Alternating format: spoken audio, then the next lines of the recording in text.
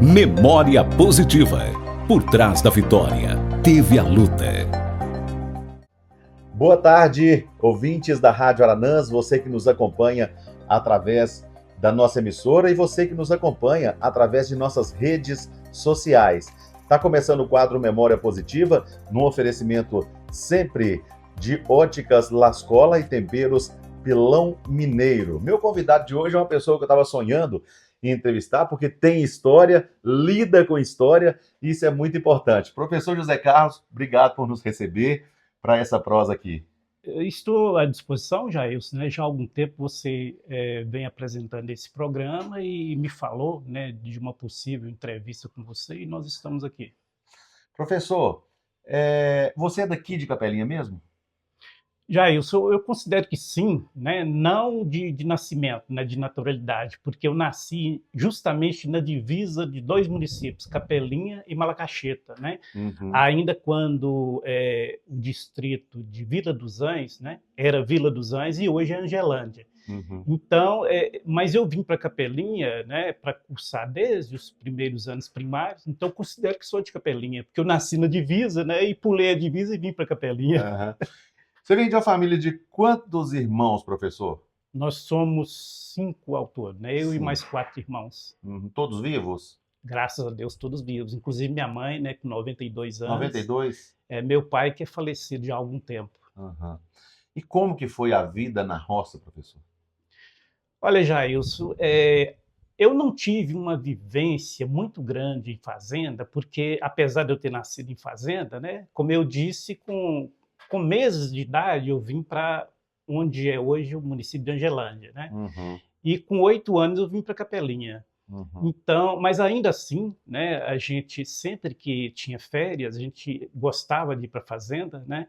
Então eu tive sim uma vivência na fazenda Mais e para o lado da diversão, né? mais para o lado da diversão. Uhum. Então não teve que trabalhar muito cedo na roça, no trabalho da roça, não.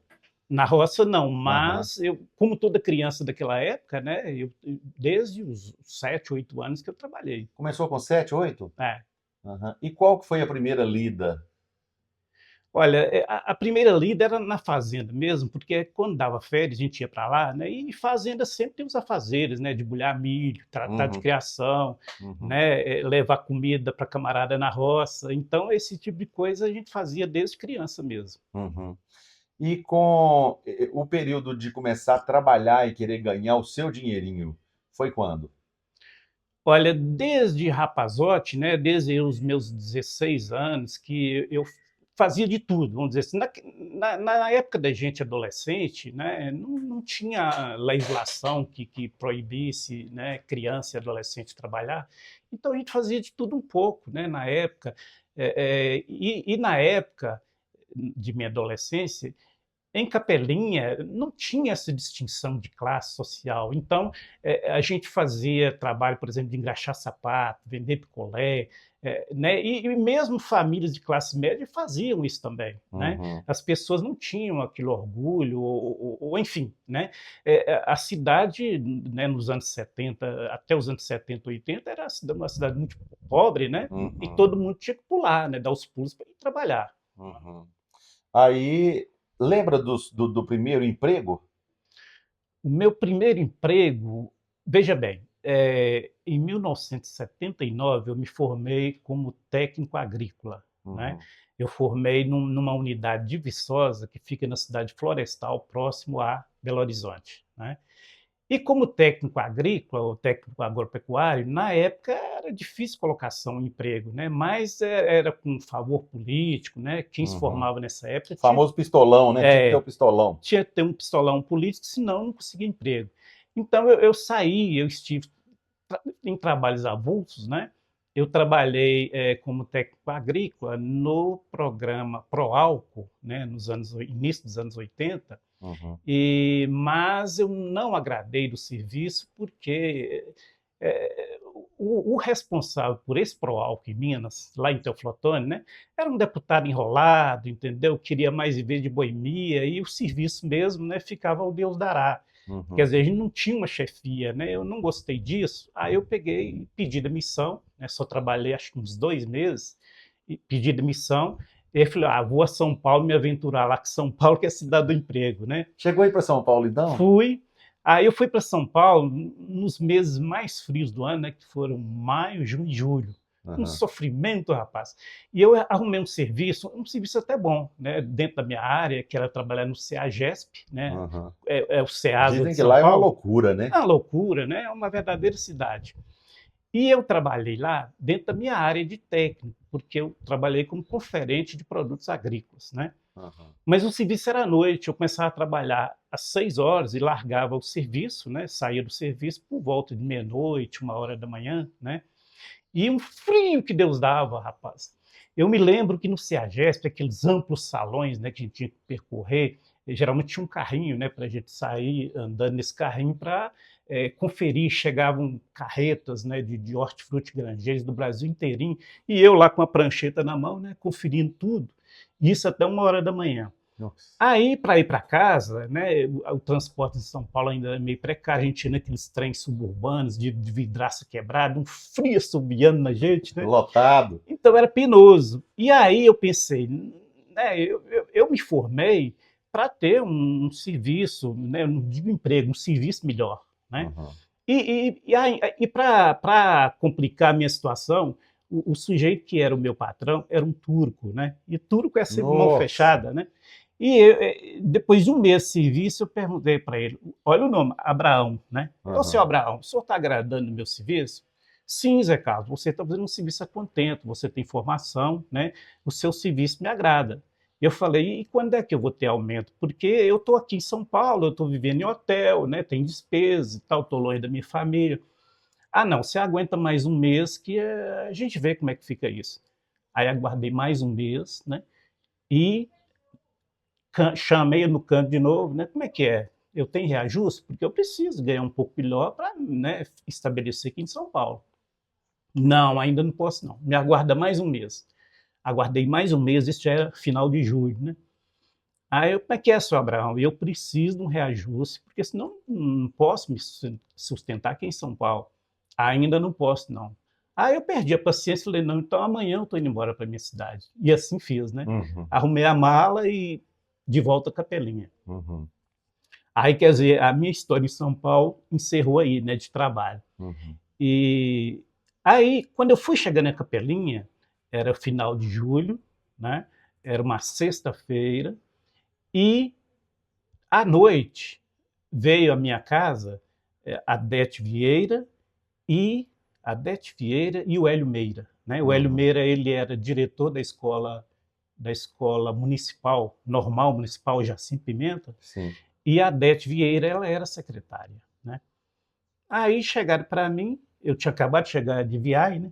Ô Zé Carlos, não precisa de você para trabalhar na escola normal, como professor. Eu falei, uai, mas espera aí, né? Minha formação é como técnico agrícola. E para trabalhar com que matérias? Ah, é língua portuguesa e literatura. Eu falei, será que vai dar certo isso? A Dete, não, não preocupa não.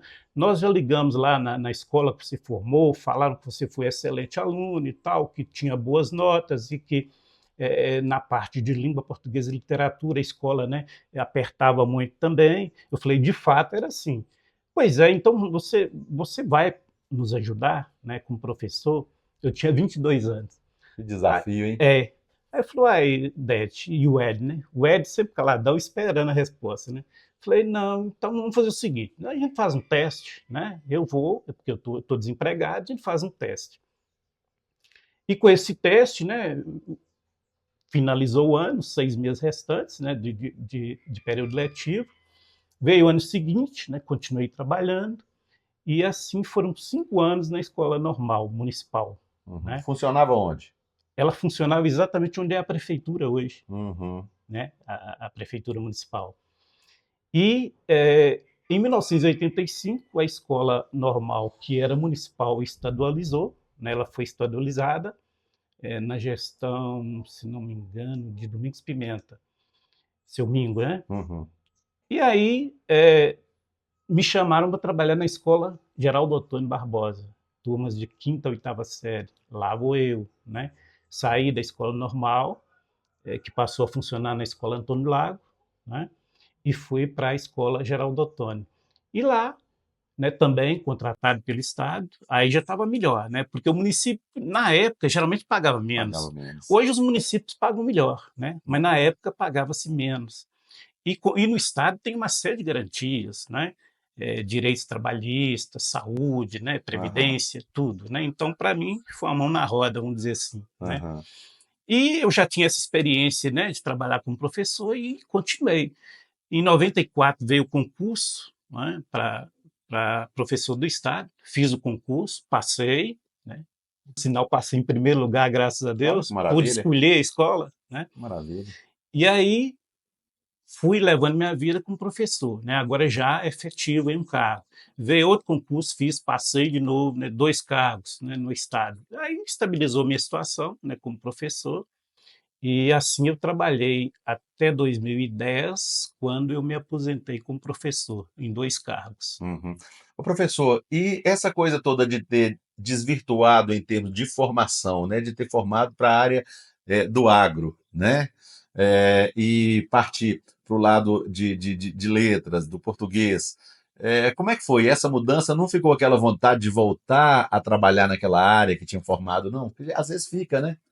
Ô Jailson, não pelo seguinte, né? Você viu que eu tive uma experiência não muito positiva, né, na minha Aham. formação como técnico, São né? Paulo te assustou.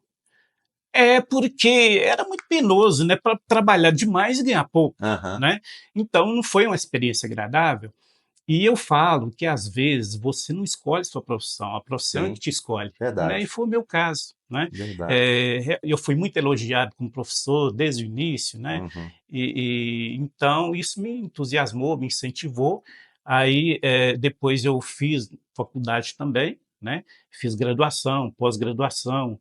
Eu fiz pós-graduação lá no Rio de Janeiro. Aí essa outra faculdade já foi o quê? Eu me habilitei pela PUC Minas, né, Uhum, curso de letras. E eu fiz a pós-graduação lá no Rio, na Universidade Simonsen, né, uhum. uma grande universidade lá. E aí, pronto, eu me estabilizei como professor, né, me qualifiquei e, graças a Deus, me saí bem como professor. Professor, daquele tempo, do início que você começou lá, o que era o relacionamento entre professor e alunos, entre professor e pais, qual parâmetro que a gente pode fazer entre aquele tempo do início e o tempo do término em 2010? Ô Jailson, eu falo que, infelizmente, né, os valores humanos eles vão deteriorando, né, com o passar do tempo.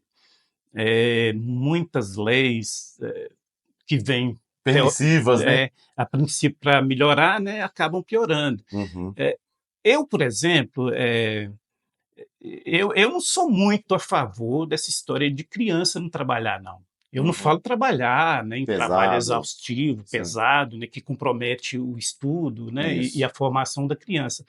Mas eu, particularmente, eu acho que não faz mal nenhum a criança trabalhar, né? Uhum, Dentro das possibilidades dela, né? uhum. Dentro das limitações, né? Então, esse foi um fator que eu acho que foi, né, que foi agravando a questão social, né, da escola e a sociedade, e, enfim, né, os tempos vão mudando, os costumes, os hábitos, a lei, né, Uhum, e às vezes muda para pior. Né, o uhum. caso da escola. Muitas pessoas falam assim: o professor perdeu a autoridade. Eu até não diria autoridade, né, porque a autoridade soa como que algo, né, punitivo, excluidor, né, Uhum, mas eu digo assim: na verdade, o professor perdeu a autonomia, né? uhum, Porque as famílias que até pouco tempo atrás realmente se empenhavam, né, em acompanhar a vida estudantil, ir à escola, saber o que está se passando, né, e, sobretudo, não passar a mão na cabeça das crianças, né, e dos uhum. adolescentes. Sim. Infelizmente, esses costumes foram mudando de tal forma que eh, tudo ficou muito permissivo, né? Sim. E ao ponto de que hoje tudo virou mimimi, né? A gente fala É. assim, não pode nada, né? Uhum. Então, assim, esses costumes que penderam para essa direção, né, fizeram com que a escola fosse um ambiente em que tinha que haver muita permissividade, ao passo que, né, eu acho que a escola ela tinha que ter mais autonomia em conduzir a criança, né, tanto na parte da educação quanto na parte do ensino, né? E isso aí se deteriorou de tal forma que hoje, né, eu falo que quem está dentro da escola quer sair, né, Uhum, seja profissional, seja estudante, e quem está fora não quer entrar, uhum, né? uhum. A tal ponto que hoje o governo federal ele está instituindo um projeto de incentivo, inclusive financeiro, né, para a formação de professores, porque o professor está cada vez mais escasso, né? Porque está difícil trabalhar E na nunca se escola. viu um número tão grande de professores afastado porque a saúde mental não tá plena, né? Justamente por isso, né? Por esses desmandos que acontecem, você não poder corrigir, você vê a coisa ali, é professor sendo ameaçado depois da escola, aluno cercar o professor. Então, isso vai afetando a saúde das pessoas no dia a dia. O número de professores afastados hoje é muito grande, né, professor? Sem dúvida, Jailson. Inclusive, a violência na escola, né, Sim. aumentou, né, houve casos até de tentativa de assassinato em Capelinha de professor em sala de aula, né, com Uhum, tiro, faca e tudo mais, né? uhum, Então, quer dizer, ele descambou demais, né, para o lado violento, né, e de falta de controle, né, da instituição escola. E mais, Jailson, nessa questão de saúde do professor, o Estado de Minas, pelo menos, instituiu o chamado ajustamento funcional, né, que é uma medida que afasta o professor da sala de aula, porque ele está desgastado, né, psicologicamente, né, arrasado, desvia esse professor de função, ele vai para uma biblioteca, ele vai para uma parte administrativa, e olha que não são casos isolados, não. Muitos casos, né, de professores em ajustamento funcional, justamente por essa dificuldade de trabalhar em sala de aula, né? É uhum. muito penoso hoje trabalhar em sala de aula, sobretudo na escola pública, né? A escola particular, ela tem seu próprio regime, né, seu próprio estatuto, né, que coíbe mesmo, né, certas ações, né, para que em favor do ensino, né, da melhoria do ensino. E na rede pública, né, nem sempre é possível, né, estar exigindo demais, né, o professor ele vai ter que acompanhar conforme o carro anda, né, então isso acaba prejudicando o trabalho do professor e o trabalho, né, e a vida escolar como um todo. Uhum. Muitas vezes as pessoas confundem as coisas, professor, quando a gente fala justamente que a criança, de repente, o adolescente, ele poderia começar a trabalhar, ter uma função mais cedo, uma função remunerada, às vezes as pessoas confundem e pensam que isso soa como um ataque aos conselhos, aos órgãos que fiscalizam isso, mas na verdade não é. Isso é uma coisa que vem da lei. Conselhos, órgãos, eles seguem o que a lei demanda, né? O que é por lei. Agora, os nossos governantes precisariam ter uma, uma sensibilidade maior com isso, porque é muito interessante. O meio legal, o profissional, o empresário ali, ele não pode contratar uma mão de obra de uma pessoa de 10, 11, 12, 13, 14 anos, não pode. Mas o tráfico pode, né? Então ele vira o aviãozinho do tráfico, ele tem contato com o dinheiro e com volumes altos de dinheiro, ele se encanta por aquilo ali e entra na vida do crime para defender o que ele tem como um ganha-pão, que não é correto, mas aquilo está suprindo ele ali. Então, se não tiver um contrapeso quanto a isso, a gente nunca consegue vencer. Digamos que a lei seja bem intencionada, né, e de fato mas ela tem que se aperfeiçoar, né, Jair? Veja que legalmente hoje, né, o jovem pode trabalhar a partir de 16 anos, né, Uhum. e assim mesmo com uma série de limitações e restrições, né? Mas, enfim, o problema está justamente na lei que não se adequa, né, que É, não atualiza, né, e a coisa vai descambando, como você falou, para o crime, para o tráfico de drogas, né, perdendo jovens, né, é. para essas áreas, e aí que a coisa desanda. Né? E o detalhe é que com 16 anos ele é permitido para ele, mas as necessidades dele começam bem mais cedo, principalmente com esse consumismo que está hoje. O consumismo hoje, todo mundo quer o celular mais novo, aquele que funciona não serve mais porque ficou desatualizado, com 14 anos, com 13, com 14, com 15 anos, ele quer. Ele vê que um colega tem, às vezes que seja por a família ter condições ou porque já seguiu com o caminho errado. Ele automaticamente ele é absorvido por aquele interesse de ter também o que o outro tem, pelo consumismo, né? Então, se não tiver alguma coisa que coloque um freio nisso, que faça com que... Eu não conheço as pessoas que começaram a trabalhar muito cedo e que deram errado na vida. Eu costumo dizer isso também, né? Porque não, e outra coisa, um regime mais duro de criação, eu não É o tenho. pé de galinha que não mata pinto, né? Exatamente. Eu não tenho mágoa, né? Enfim, de ter tido um regime de criação mais apertado, né, de educação, né, pelos pais, De limites. e mesmo da escola, né? Não, Uhum, pelo contrário, eu me sinto bem informado, né? E não tenho reminiscência negativa nenhuma de meu período de uhum, infância e adolescência, não. uhum, Muito pelo contrário, né? Então, é como você falou, né? Pé de galinha não mata pinto, né? uhum. Então, a ação educativa de pais e mesmo da escola, nunca que ela vai trazer danos para a criança, para o adolescente, não, né?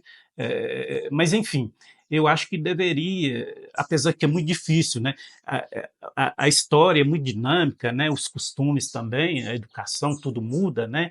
E, enfim, tem que ter um meio termo, né, Jair? Uhum. Entre o evoluir, né, evoluir para o lado negativo, né, e o positivo, pelo menos o meio termo, né, nesse sentido. Sim, sim. Então é assim que eu vejo, né, essa evolução dos costumes e da educação, né, dentro desses parâmetros aí. Professor, eu vou para um rápido intervalo comercial em nome de Óticas Lascola e também Temperos Pilão Mineiro e volto já. Memória positiva. Óticas Lascola, a primeira ótica de Capelinha e região com laboratório próprio de montagem. Possui estoque de lentes monofocal incolor, antirreflexo e filtro azul. Entrega seus óculos monofocal na hora. Crediário próprio e facilitado, com parcelamento da sua compra em até 6 vezes no crediário ou até 10 vezes no cartão sem juros. Nas Óticas Lascola, você encontra as melhores marcas de lentes do mercado como Varilux, Kodak, Transitions, Optiview, Crisal, Roya e Zeiss. Marcas exclusivas de armações que você encontra somente nas Óticas Lascola. Óticas Lascola em Capelinha, Leme do Prado e também em Berilo.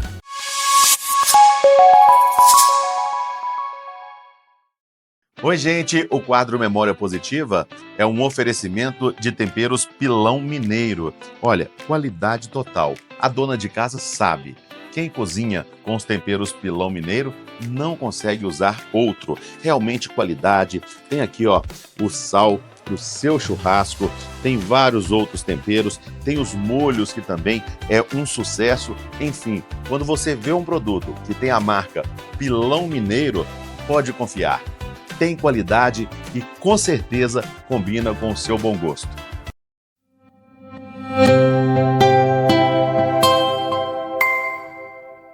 Memória positiva. Bom, estamos de volta aqui na nossa prosa com o professor José Carlos Machado, no Memória Positiva, no oferecimento de Óticas Lascola e Temperos Pilão Mineiro. Ô, professor, a gente nota que essa infância que todo mundo teve, com limites, com tudo, ela deu um direcionamento diferente para as pessoas, né? As pessoas terem aquela coisa de querer crescer na vida, de querer ser alguém, de buscar um lugar no futuro, porque as mães realmente apertavam, ó, se você não estudar, você não vai ser ninguém. Olha, se você não... E essas cobranças que tinham, hoje muitas vezes os pais, eles não acompanham, passam o ano todo sem pegar um boletim do filho. Pois é, infelizmente, né, a instituição família, né, ela está deixando a desejar, né, Jair, nessa questão de, né, auxiliar a escola e, enfim, né, o próprio Estado, né, com suas leis e tal, a família, a instituição família, ela tem, infelizmente, deixado a desejar, né, na medida em que os pais são muito permissivos e até não sei se, né, dentro da evolução natural dos costumes, né, se eu poderia, quer dizer, eu penso assim, né, Uhum. mas pode ser que meu pensamento não se alinhe, né, com a média das pessoas que acham que tá tudo bem, ou que, né, tem que evoluir mesmo para esse lado, mas eu vejo, né, muita perda, para as instituições, né, para a escola, para a família, né, para a sociedade, Uhum. com essa permissividade dos costumes, né, que descambam para o lado negativo, infelizmente. Qual que foi seu maior desafio na educação, professor? A principal dificuldade? Olha, Jailson, felizmente, né, eu comecei a trabalhar numa época em que, né, os costumes eram outros e a gente ainda tinha né, um certo controle sobre o processo de educação e de ensino, né? Então, no primeiro dia de aula, praticamente eu não ministrava matéria, né? E era uma conversa, um diálogo com os alunos, né? Para expor para eles a minha forma, a minha maneira de ser, de agir, né? De conduzir o processo educativo. E então, é, né, com esse pacto, para mim ele sempre funcionou, graças a Deus, né? Sempre tive respeito dos alunos, da comunidade escolar como um todo, né? Soube conduzir, né, o processo de ensino. Então, né, eu não senti tanta dificuldade justamente porque, né, eu sou uma pessoa também muito calma, eu tenho muita paciência, né? Uhum. Então a gente vai dosando, né, a maneira de ser, de agir com as pessoas dentro de um pacto que a gente instituiu, né? E graças a Deus sempre tive o respeito de alunos, de professores, né, das autoridades de escola, né, da Uhum. parte administrativa. E graças a Deus toda vida eu recebi foi elogios do meu trabalho. Uhum. E quando que esse gosto que chegou pelo português, pela língua portuguesa, pela literatura, quando que ele se mistura à história? Hoje aí eu formei a minha formação no segundo grau, como eu disse, né, foi numa escola técnica, né, de Viçosa. Mas os professores que lecionavam para a gente, né, na escola média, de ensino médio, eram os mesmos da Universidade de Viçosa. Então, eles eram muito exigentes, né? Inclusive, dessa parte de língua portuguesa, literatura, né? Eu tinha uma professora que, nossa, ela era super exigente, né? Uhum. E para você ter uma ideia, a gente estudava literatura a fundo, né? Tinha que ler pelo menos 4 livros por mês, né? E ela era muito exigente, né? Eu tive colegas que lá eu tinha colegas do Brasil inteiro, né? Inclusive até do exterior, né? Tinha alunos lá. Alguns acabaram por desistir porque a escola era muito exigente, né? Uhum. E para ter um parâmetro, é, quando a escola tinha uma espécie de vestibular para entrar lá, né, que era um teste seletivo. E daqui de Capelinha, nós fomos 14 pessoas, né, para fazer esse teste, só eu passei. Olha só. Era um verdadeiro vestibular, né, e só eu Uhum. passei. E a escola sempre muito exigente, né? Inclusive, né, nessa parte das matérias de núcleo comum, né, que é português, matemática, física, química. Mas eu tinha um universo muito grande de conteúdos que a escola ministrava, né? Para você ter uma ideia, porque ela era técnica, né?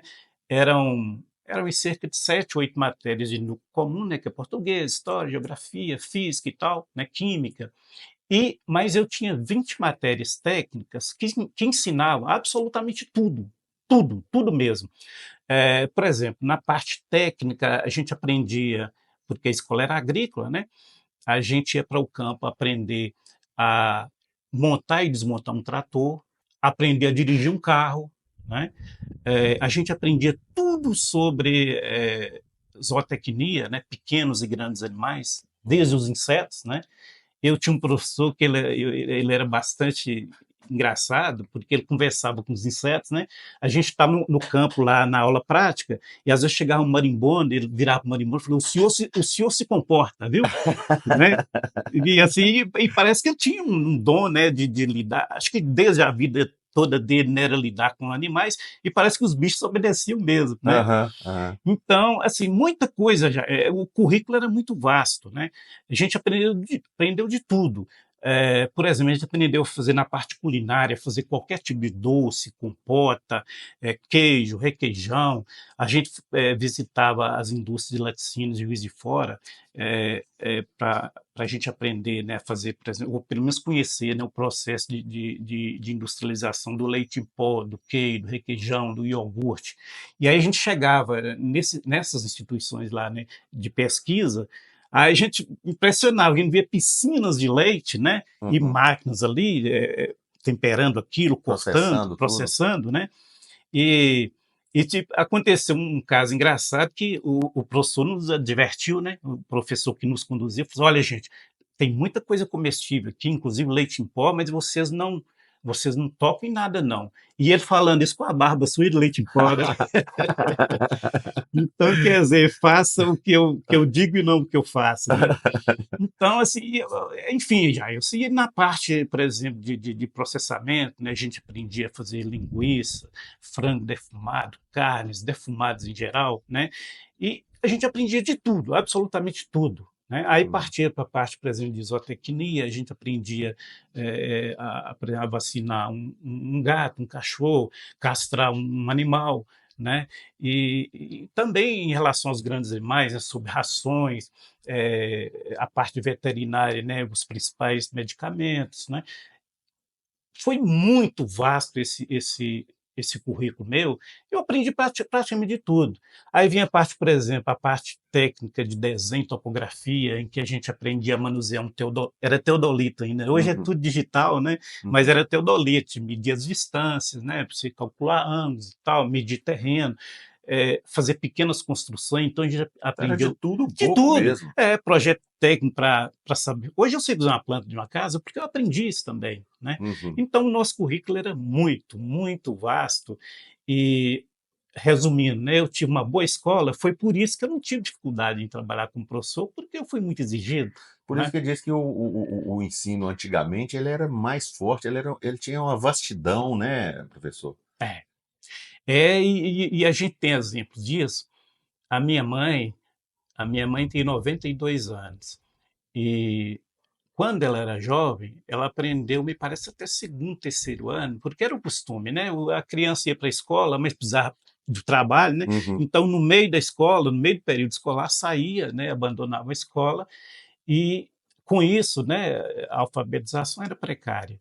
Mas ela, depois que ela se mudou para cá, para acompanhar a gente, né, no estudo, ela também deu exemplo. Ela foi para a escola, né? Tirou a quarta série primária, que na época era uma Era muito formação forte. muito Era muito forte, né? forte. Então minha mãe é de um conhecimento muito grande, né? Em todos os sentidos, de uma visão, né, de mundo muito grande, Uhum. tanto pela prática quanto pela escola, né? Que a escola também nessa época, o curso primário, né, era muito bom, né? Uhum. E então é assim que eu vejo. Eu vejo uns manuscritos de meu pai, que tinha quarta série também, e uma letra maravilhosa, uma facilidade na matemática também. Então, realmente ali se aprendia muito e tudo de forma muito arcaica, né? Porque chegava numa escola, quando tinha um lugar para sentar, não tinha uma mesa para escorar, escrevia muitas vezes com caderno, era no colo, né, professor? Né? Estou falando de tempos bem remotos. Hum. Professor, a gente nota que algumas matérias foram extintas e que elas não deveriam ter sido extintas. Por exemplo, OSPB até hoje se questionam, né? A Organização Social e Política do Brasil, né? Educação Moral e Cívica. Quando eu estudei também tinha educação para o lar durante 6 meses e técnicas agrícolas durante mais 6 meses. Então são coisas assim que somaram na vida de muita gente, depois foram extintas, e essa evolução não fez com que se ensinasse outras coisas que são importantes, como uma educação financeira, uma educação sexual, enfim, várias outras coisas que a evolução exigiu, mas que parece que o Estado, a União, eles não acompanham, né?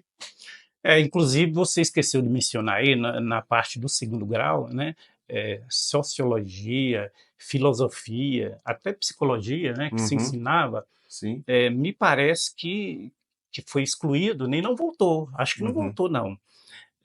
Então, são matérias de formação, né, da pessoa que, no meu modo de ver, no meu modo de pensar, não deveriam ter sido extintas, não, porque realmente contribuem para a formação da Muito, pessoa, muito. tanto na parte educativa quanto na parte formativa mesmo, né, contribuem muito. Essas matérias ampliam o universo de visão, de conhecimento, né, Uhum, do estudante, e para mim foi uma involução, né? Isso para mim não é evolução, não, sinceramente, né? uhum. Porque a gente que estudou e passou, né, por essas matérias, a gente sabe que elas ajudam na formação, né? Sim. Então, para mim foi uma involução. A gente pega o SPB, por exemplo, tratava entre as coisas até a hierarquia, reforçava muito a hierarquia, que hoje a gente não vê muito. O sujeito chega numa empresa, ele imagina que ele já está superior ao chefe, porque ele aprendeu a fazer uma coisinha ali, que o chefe é dependente dele. Não respeitam hierarquia. Então, onde o respeito afasta, com certeza entra a liberdade, né, entre aspas, para a pessoa imaginar que ele pode fazer o que quiser, e na verdade não se pode em qualquer lugar, né? Você simplesmente chega aí e querer dominar tudo e todos. Mas isso tem uma explicação, Jair. Você veja que essas matérias que a gente está falando, né, OSPD, eh, eh, filosofia, sociologia, eram matérias que foram ensinadas até o final dos anos 80, né? Uhum, Coincidiu exatamente com a ruptura do regime que se chamou ditatorial, né? Ditadura no Brasil, e uma transição para a nova república, né? Que foi justamente, né, nos anos 80, né? uhum, E o Brasil tinha um ressentimento, né, tem ainda um ressentimento do período ditatorial, porque, né, de fato houve excesso, né, no período uhum, ditatorial, claro. né, e que, né, a história ninguém pode mentir, né, ou Uhum, desmentir, né, houve excesso. Mas tinha um lado positivo, né, quando a gente está tratando de educação, né, uhum. essas matérias formativas, né, de acréscimo, né, para a formação do cidadão, eu acho que elas deveriam ser mantidas, mas o Brasil ficou tanto preocupado com essa transição, né, do período de ditadura para a nova república, né, o regime democrático, que regime democrático não significa também abrir completamente, né, ou enfim, excluir o passado. Né? No Uhum, passado da ditadura nada presta, nada serve. Né? uhum. Então não é bem assim. Né? Acho que parece que o Brasil se ressentiu muito, né, nessa passagem de regime ditatorial para democrático e quis excluir muita coisa do passado. Né? E é aí que se pecou, né? Uhum. Porque havia muita coisa boa, né, que infelizmente se perdeu, né, que É foi verdade, excluído. é verdade. O professor, e esse gosto pela história, para se tornar um historiador, um pesquisador? Além do mais, gente, só fazendo um adendo aqui, voltando, o professor José Carlos, eu tenho uma confiança tão grande nele que quando, de repente, às vezes eu vou fazer algum texto, alguma coisa que eu preciso, que seja de uma propaganda, uma concordância que gera uma dúvida, é a ele que eu recorro. O professor vai me salvar. E eu te agradeço por isso, professor. Mas esse trabalho como historiador, como levantar e trazer a nossa história ao nosso redor, conhecer o nosso passado para a gente viver bem o presente e estar pronto para o futuro. Pois Jailson, nos anos 90, mais precisamente em 93, o prefeito era Pedro Vieira, né, o nosso saudoso Pedro Vieira, e o Tico Neves trabalhava com ele no setor de comunicação, né, Secretaria Municipal de Comunicação. E nessa época, o Tico e o Pedro Vieira me chamaram para trabalhar na prefeitura, né, como assessor lá na parte da comunicação. E nesse período eu percebia que alunos, né, muitos alunos iam à prefeitura buscar informações sobre a história. E não só alunos, né, pessoas da comunidade em geral, pessoas que vinham de fora também, né, procuravam a prefeitura para obter informações sobre a história, fatos históricos do município e da região. Né? E na prefeitura tinha um pequeno histórico aí, talvez com umas 10, 15 linhas, né, que resumiam a história de Capelinha, né? Aquela história que todo mundo conhece, que Manuel Luiz Pego, em 1809, fugiu de sua fazenda, acossado pelos índios, e veio para aqui, né, no Planalto e nessa depressão que é Capelinha, né, fugindo dos índios, né? A história se resumia basicamente a isso, né? Aí eu pensei, a história de Capelinha é muito mais do que isso, né? Eu acho que as pessoas têm que aprender melhor sobre a história de Capelinha, né? Até estava muito sintética essa história, né? Os aspectos sociais, culturais, da religiosidade, né? Tudo isso estava desprezado nesse pequeno histórico. Aí eu compilei um histórico um pouco maior, aí de cerca de 2 páginas, né? Um pouco mais completo, e aí disponibilizei. Aí as escolas se serviam, né, desse material. Aí, com o tempo, porque eu iniciei esse trabalho, né, para construir esse pequeno histórico, aí me senti gosto, né, por essa área de história. Uhum.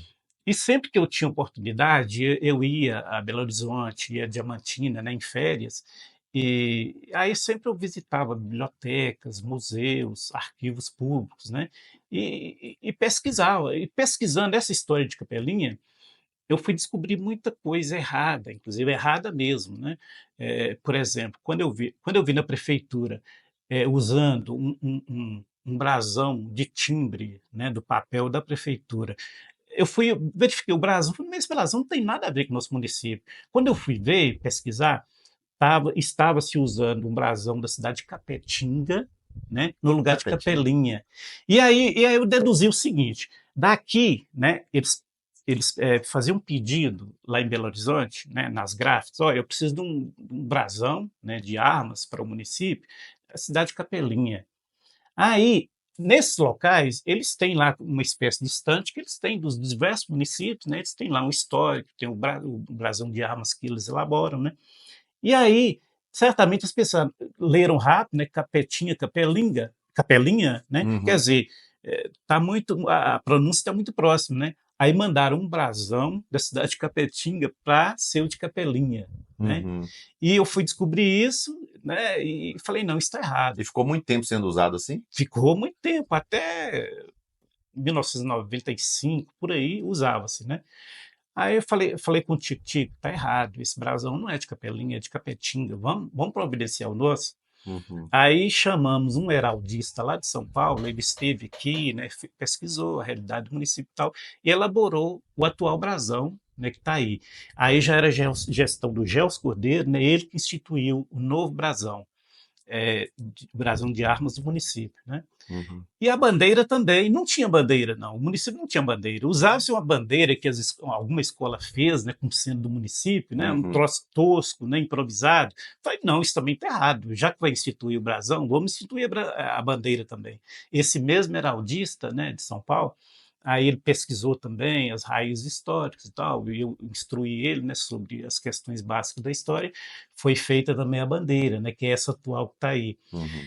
E assim, Jailson, vários erros históricos eu constatei. Por exemplo, até 1996 comemorava-se 10 de setembro como sendo a data maior do município, né. Aí eu fui estudar e pensei: "Mas por que 10 de setembro?", né, sendo que, a vida municipal de Capelinha começou em 1913, né, com a instalação da primeira câmara, né, 24 de fevereiro de 1913. E pela legislação e pelos especialistas em história, a partir de 1926, se não me engano, todo município que fosse instituído, né, por lei, pelo Estado, eh, a data maior do município era a data de instalação da Câmara, né, porque aí sim começa realmente a vida municipal, Municipal. né. E a lei que instituiu o município de Capelinha, desmembrando de Minas Novas, ela é de 30 de agosto de 1911. Por que então que a data maior é 24 de fevereiro de 1913? É porque nessa data, né, é que o município cumpriu as exigências que a própria lei de 1911 previa, né, que Uhum. era ter espaços próprios para a escola. Aí então começou a construção da escola Coronel Coelho, né, ela começou em 1913 e terminou em 1915. Em 1915 ela foi inaugurada, né. Uhum. Então veja que era uma exigência, né? O município tinha que ter local próprio para a câmara, para a cadeia, né? E não tinha nada disso, né? Uhum. Então, quando providenciado, ainda que provisoriamente, né, local para a escola, para a câmara, para a cadeia, né? Aí sim, 1913, E isso estava cumprido, né? Aí, a partir daí, sim, começa a vida municipal de Capelinha, 24 de fevereiro de 1913, né? Olha que legal. E aí, eu falei, Tico, a gente precisa instituir isso aí legalmente, né? Eu mesmo fiz um projeto de lei, né? O prefeito assinou, era o Pedro Vieira ainda, mandou para a Câmara aprovou. Então, isso em 96. Já em 97, passou a comemorar o aniversário de Capelinha a partir, né, na data que é hoje, né, 24 de fevereiro. Olha que Então legal. veja que a história estava repleta, né, a história municipal estava repleta de erros, né, Uhum. que a gente legalmente, né, providenciou e corrigiu. Conseguiu corrigir. Uhum. Professor, eu vou para mais um rápido intervalo comercial em nome de Óticas Lascola e também Temperos Pilão Mineiro. Volto já.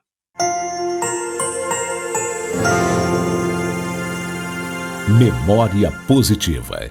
Óticas Lascola, a primeira ótica de Capelinha e região com laboratório próprio de montagem. Possui estoque de lentes monofocal incolor, antirreflexo e filtro azul. Entrega seus óculos monofocal na hora. Crediário próprio e facilitado, com parcelamento da sua compra em até 6 vezes no crediário ou até 10 vezes no cartão sem juros. Nas Óticas Lascola, você encontra as melhores marcas de lentes do mercado como Varilux, Kodak, Transitions, Optiview, Crisal, Roya e Zeiss. Marcas exclusivas de armações que você encontra somente nas Óticas Lascola.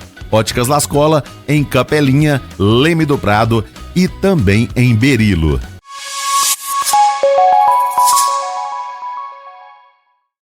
Oi, gente, o quadro Memória Positiva é um oferecimento de temperos Pilão Mineiro. Olha, qualidade total. A dona de casa sabe.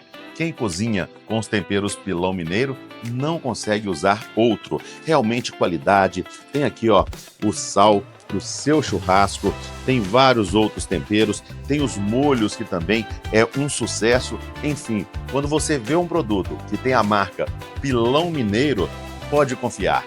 Tem qualidade e com certeza combina com o seu bom gosto.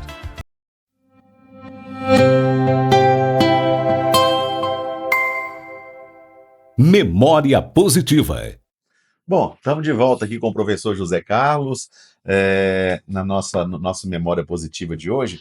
Ô professor, Capelinha, ela passou por um período muito difícil que eu imagino que lida com história, teve que muitas vezes lidar com isso também. As dificuldades, teve um período de Capelinha ser muito visto como uma região violenta, por causa muitas vezes disputa de famílias, e isso afeta muito, porque automaticamente o historiador também, ele acaba tendo que tocar nesses pontos nevrálgicos, né? Com certeza. Capelinha teve um período realmente em que, quando a gente chegava no centro maior, né, Belo Horizonte, São Paulo, e falava que era de Capelinha, as pessoas ficavam temendo, né, Uhum, arredias. Peraí, o pessoal dessa região é muito bravo, né? uhum, Na verdade, porque Capelinha era a sede da comarca, né, que abrangia Capelinha, a antiga Vila dos Anjos, né, que virou Angelândia, Água Boa, né, parte de Santa Maria de Suaçuí, parte de Malacacheta, tudo isso era centralizado administrativamente em Capelinha, né? uhum. Então, por exemplo, a gente sabe que a zona rural de Água Boa, de Santa Maria, de Malacacheta, né, até os anos 80, né, era muito violenta, né, havia muita violência. Uhum. Inclusive, né, casos policiais que se tornaram célebres, né, a questão, por exemplo, da família Leite, né, com os Cordeiro de Andrade, e outros, né, com os Pegos de Santa Maria, houve muito caso de violência, e como tudo isso era dirimido na comarca de Capelinha, Capelinha Ficaria levava tudo a aqui. fama, né? Uhum. E quando, na verdade, Capelinha toda a vida é uma cidade pacata, hospitaleira, né? Não que Verdade. os outros municípios também não fossem, né? Mas tinha, sim, esse problema de violência, né? Uhum. E então, o que acontecia era isso, né? Na questão social, até os anos 70, né, Capelinha e o Vale de Jequitinhonha como um todo era uma região muito pobre, né, carente de quase tudo, de saúde, escolas, né, ainda havia falta de vagas para todos estudarem, né? A saúde era muito precária, rodovias eram todas muito precárias, né? Estradas, né, sem asfalto, para muitos locais nem estrada havia, né? Enfim, era tudo muito precário. O Vale do Jequitinhonha era conhecido como o Vale da Miséria, até hoje né? E a realidade mudou bastante, mas enfim, Capelinha estava dentro desse contexto, né? Que felizmente começou a mudar a partir da década de 70, porque os empreendimentos que vieram para Capelinha, a silvicultura com eucalipto, né, iniciado na época, nos anos 1975, pela Cesita, né, e coincidiu também que, na mesma época, vieram os empreendimentos da cafeicultura, né, empresários do sul de Minas, de São Paulo, que vieram somar, né, oferecer emprego, né, renda, e o município começou a deslanchar, a melhorar. Né? Já nos anos 80, Capelinha era uma outra realidade, né? Era uma cidade que evoluiu muito, né? Justamente em função desses empreendimentos.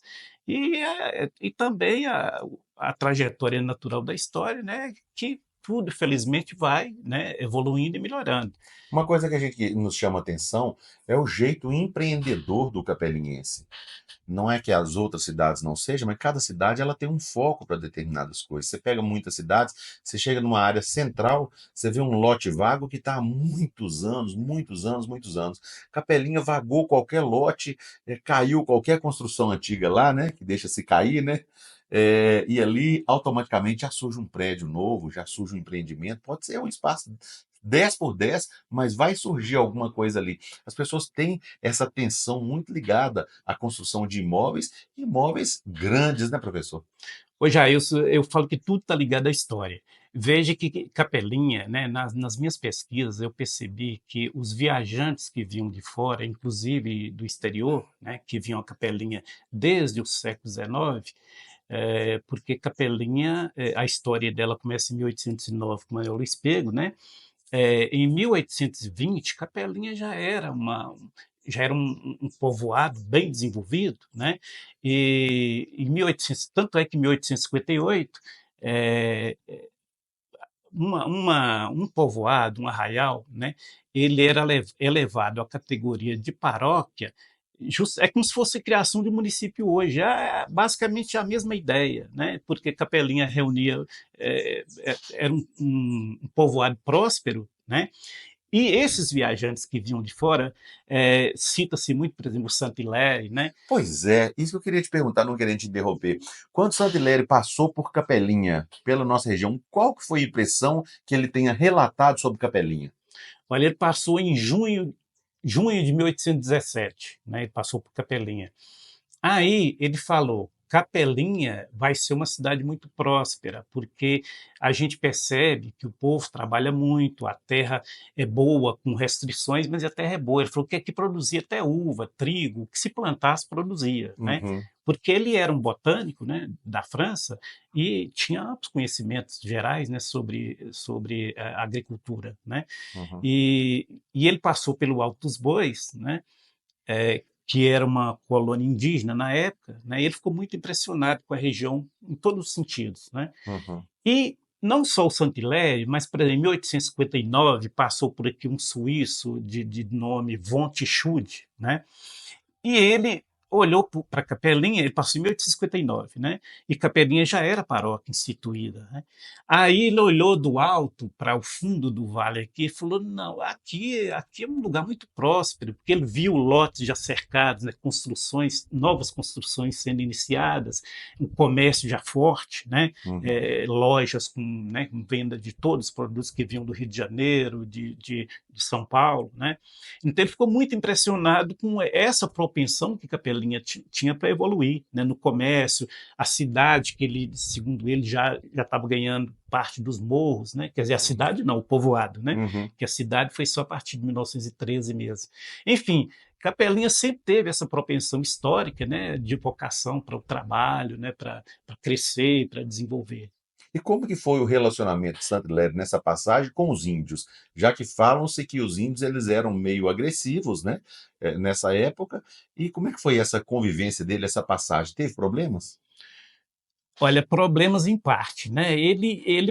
Essas pessoas que vinham pesquisar no Brasil, né, fazer uma pesquisa geral, né, dos costumes, da sociedade, da parte de botânica, de mineralogia, né, ele também tinha conhecimentos mineralógicos, né, então ele viu, por exemplo, que Capelinha, né, não tinha propensão para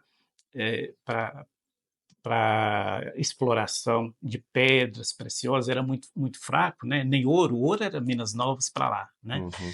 e tá, mas enfim, ele ficou curioso em conhecer as tribos indígenas que estavam em Alto dos Bois. É, Alto dos Bois, toda a vida foi uma região de transição, né, em que as tribos indígenas vinham do Vale do Rio Doce, geralmente da região de Peçanha, né, e vinham em direção ou a Minas Novas ou em direção à Bahia. Né? Então era um local de passagem, de muita correria, né, de tribos indígenas. Tanto porque viviam em atrito entre si, né, guerras, as tribos indígenas toda a vida, né, se guerrearam entre si, e também porque coincidiu que, em 1809, o Dom João VI, né, que era o rei de Portugal, o Brasil era colônia de Portugal, o Dom João VI ele estava no Rio de Janeiro, ele veio corrido de Portugal para o Brasil, né, fugindo de Napoleão. Uhum. E aí o Dom João VI ele queria implantar uma série de reformas no Brasil, inclusive disciplinar, né, a questão das tribos indígenas, né? E aí ele instituiu presídios no Vale do Rio Doce, né? Núcleos de policiamento para combater a ação dos índios, né? Porque os fazendeiros da região do Rio Doce e da região de Minas Novas iam ao Rio de Janeiro, né, reclamar com o Dom João, e o Dom João ele era muito acessível, tinha um chamado beijamão, né, que todo final de semana tinha um dia que ele recebia qualquer pessoa que quisesse pedir qualquer coisa para o rei, ele recebia. Então os fazendeiros chegavam e falavam, olha, na região de Minas Novas e do Peçanha, os índios estão invadindo as propriedades, estão matando gente, estão estuprando mulheres, estão matando o gado, né, roubando o gado. Quer dizer, em parte era verdade, mas em parte era exagero. Né? Eles queriam simplesmente se livrar dos índios. E Dom João VI, então, falou: não, se os índios são o problema, eu vou resolver. Aí criou essas sedes policiais, né, no Vale do Rio Doce para guerrear mesmo, declarou guerra contra os índios. Né? E nessa de os soldados combaterem os índios, naturalmente eles iam fugindo, né? Fugindo da região conflagrada, né, pelos soldados. Aí eles iam sempre em direção às matas, que era o Mucuri, né, o Jequitinhonha, né, saindo do Rio Doce, e o Alto dos Bois era esse local de passagem, né, porque Uhum. é justamente onde começa o campo, né, termina a mata, né, que é planalto, né, mais campo, Uhum. e o índio ele usa o campo só para percorrer, né, para transição, para entrar novamente na mata. Né? O índio vive tipicamente na mata. Então, essa região aqui era uma região conflagrada, né, em que havia esse atrito entre fazendeiros, índios e soldados do rei. Né? Uhum. E o Saint-Hilaire, ele passou justamente nesse período, né, era 1817, mas o rescaldo dessa guerra contra os índios ainda estava aí. Né? Uhum. E o Alto dos Bois tinha uma aldeia lá em que um fazendeiro por nome Antônio Gomes ele era responsável por pacificar esses índios. Né? E o Saint-Hilaire veio conhecer esses índios e esse processo de civilização dos índios. Ah, que legal. Então aquela casa que tem no Alto dos Bois, Saint-Hilaire passou por ela. Sim, ele Olha. pernoitou lá. E o Saint-Hilaire, inclusive, ele fala que ele era muito minucioso, né?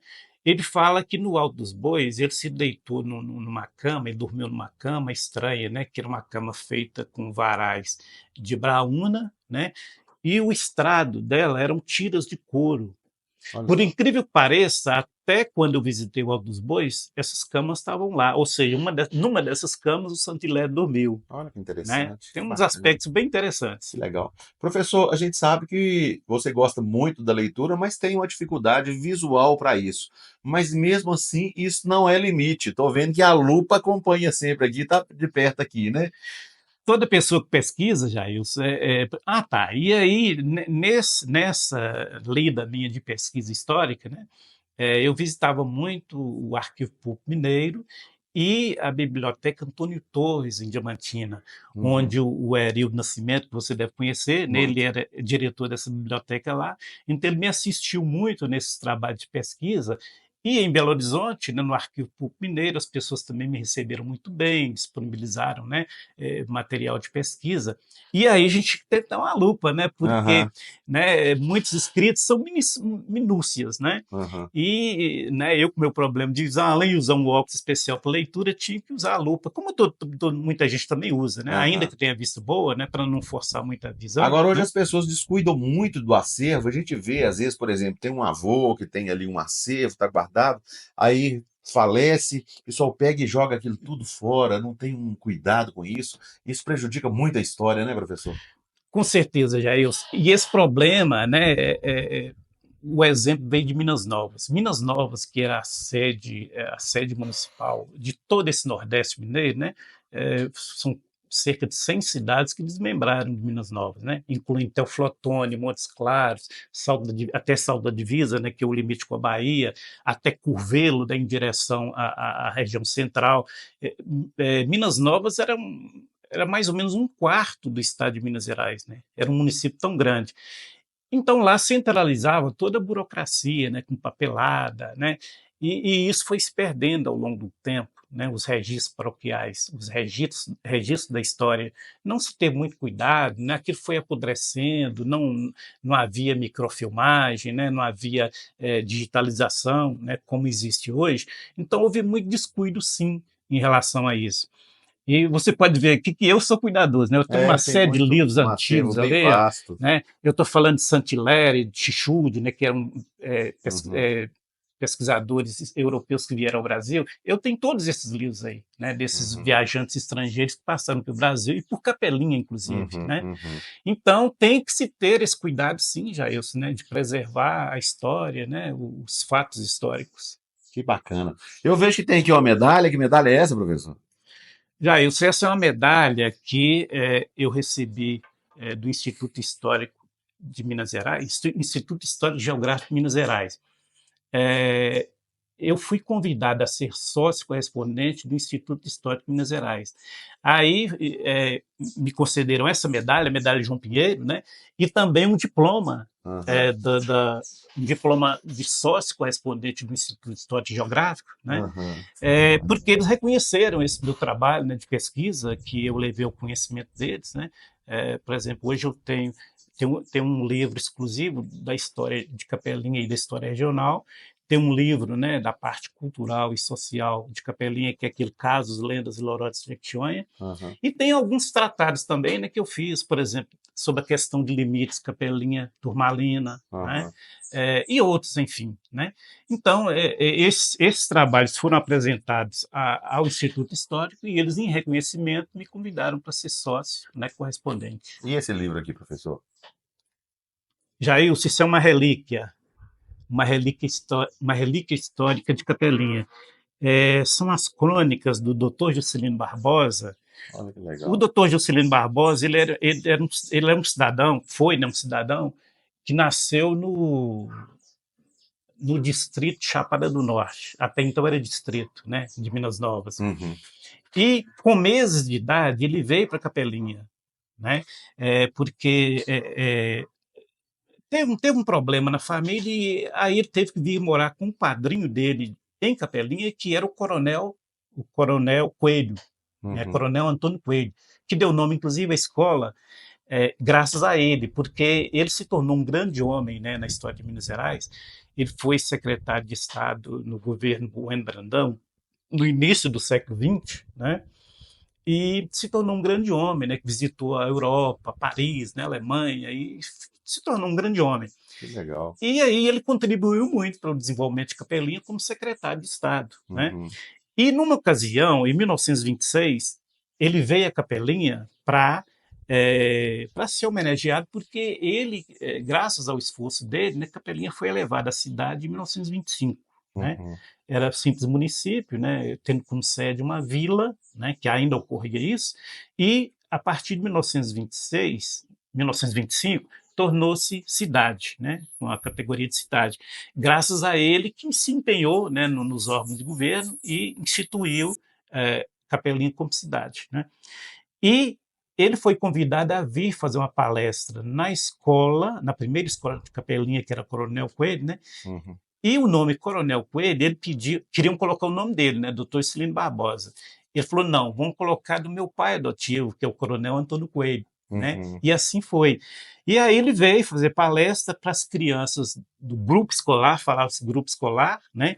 E para uma outra instituição de Capelinha, que era a União Operária, né, que era uma instituição social de Capelinha. Então ele fez 2 palestras. Essas 2 palestras estão nesse livro. Olha que legal. Certo? Assim, com toda a ortografia da época, né, Capelinha com 2 L's, uma série, né, de características da linguagem da época. Que legal. Aqui já é o comprovante, né, lá do Ministério da Educação e Cultura, Universidade de Viçosa. Já é do tempo que teve essa passagem por lá, né? Esse aqui é o meu histórico escolar Esse é o histórico? Da Escola Média de Agricultura de Florestal, né, que era vinculada à Viçosa. Hoje já é um campus universitário também, né, em Florestal. Mas como eu estava te falando, né, aqui tem, olha, está todo o meu currículo escolar aqui, Que legal. né, com aquelas matérias que eu falei para você que eu estudei, né, estudei bem aprofundado, química, né.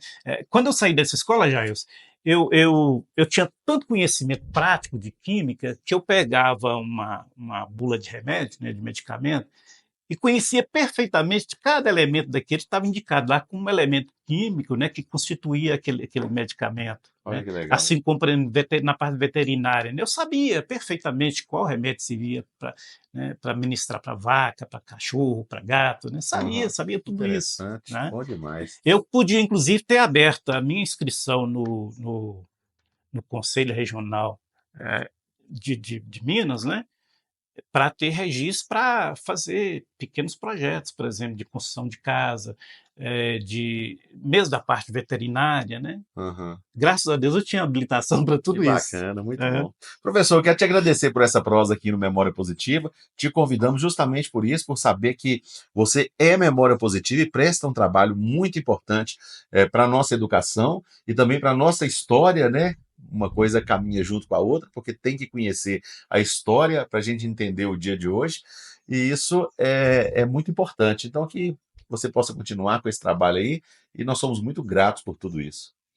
Ô, Jailson, né, na parte histórica, eu continuo com minhas pesquisas, e inclusive como escritor, né? Eu já publiquei meus 2 livros, e atualmente estou em 2 projetos. Os 2 estão praticamente prontos. Um é sobre a biografia do Tico Neves, está praticamente pronta. Falta só mesmo, né, dar uma revisão final e publicar. Né? E também, eu até não tive autorização para divulgar isso não, mas eu estou escrevendo, já está pronto também, né, e vamos editar a biografia do Sr. José Neves. Olha, certo? que legal. É uma história bem interessante, viu? Nossa, vai dar uma história muito boa. As 2 histórias darão histórias muito boas, né? Porque pessoas tiveram importância muito grande para a nossa sociedade, né? Sim, e também tem um trabalho, né, próprio meu, bem particular, da genealogia da minha família, que também está meio embarrancado, porque a pesquisa genealógica é muito dificultosa, né? Mas eu consegui avançar bastante também nesse trabalho de genealogia da minha família. Que legal. Professor, obrigado, viu? Por nada, Jair, estou sempre à disposição. Tá aí, gente. Aqui no Memória Positiva eu falei com o professor José Carlos Machado no oferecimento de Óticas La Scola e também temperos Pilão Mineiro. Memória Positiva volta no próximo sábado. Repórter Jailson Pereira para a Rádio Aranãs. Memória Positiva. Por trás da vitória, teve a luta.